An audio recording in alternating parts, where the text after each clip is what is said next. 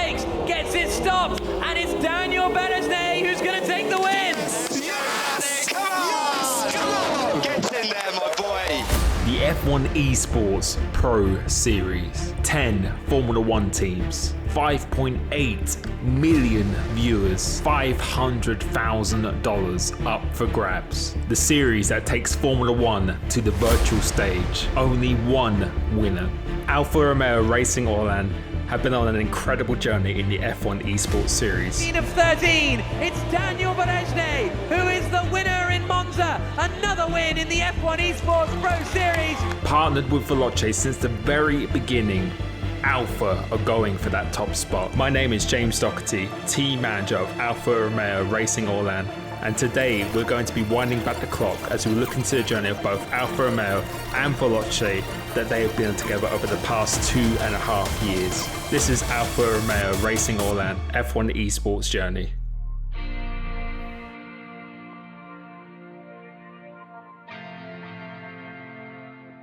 To learn more about the two teams, I've sat down with a man who has led this partnership from the very beginning, Chief Sporting Officer Jamie McLaurin. In the early stages of the business, I think we were 6 months old. We were obviously on the lookout for a Formula 1 team to partner with. We were signing all the best sort of F1 Esports drivers that we could get our hands on.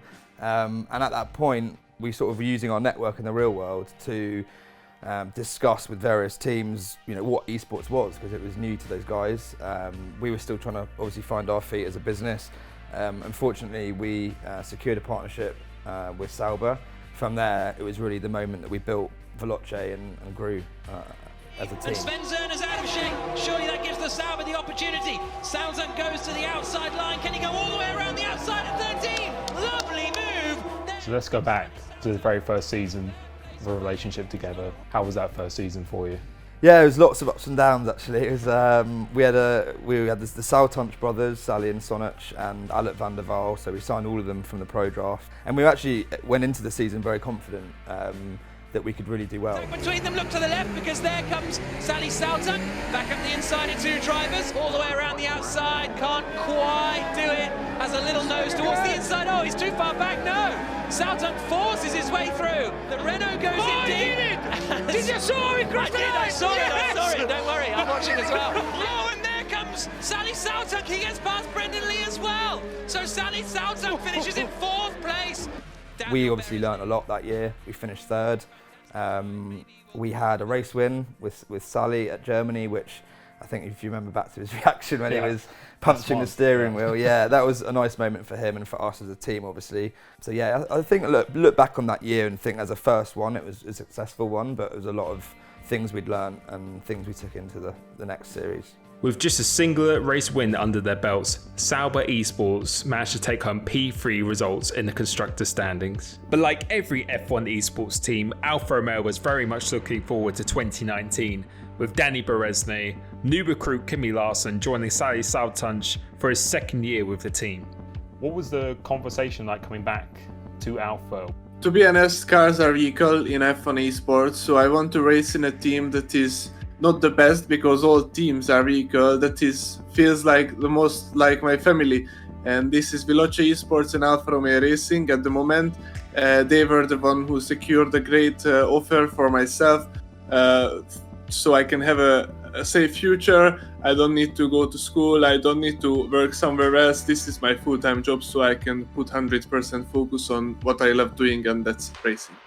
Yeah, I mean, it was a weird one because he'd won the championship with Mercedes, he'd blitzed it with Brendan Lee that year, so it was a difficult one to sort of say, come back to the one that came 3rd. But we had such a good relationship with Danny, and obviously he got signed in the pro draft that year, so we didn't really have much control really there. But he had a phenomenal year and pushed Brendan all the way in the Drivers' Championship, smashed it in the Constructors. So we bringing in Danny, I think for us felt like a big shift in the right direction, and we brought in someone that could win races at any track on the calendar, complemented Sally. So we went into 2019 thinking this is our year, but again, plagued by some troubles in the first sort of couple of rounds. Berejney, and now Berejney is going side by side with Rasmussen, coming up into turn 4. Oh, he's hit him.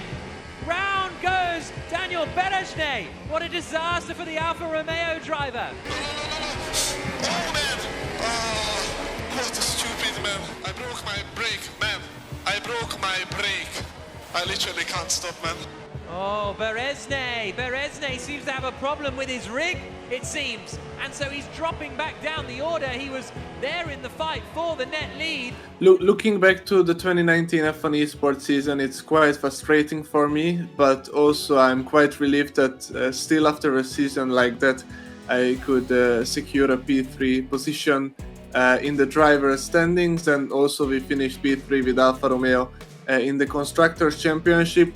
In terms of that season, I think probably Danny's win at Spa was one of my favourite wins because he loves it there. It's his favourite track, but he had a very tough first event, and I think that was his sort of first relief at like, I've come from Mercedes, I'm expected to win, and that last lap with Freddie when Freddie went deep into turn 1 and sort of up Eau Rouge, they were together. That was a very nervy time, and I think on the team radio I'm sort of screaming down at the end. Ending the season very strongly, Alfa Romeo managed to walk away with their heads held high in 2019, snatching a P3 in the Constructors right at the death in Brazil. For the final time, Daniel Berejne is the man who looks like he's going to take the victory in the final race of this 2019 season. Berejne wins the race, Sunitsa is the champion.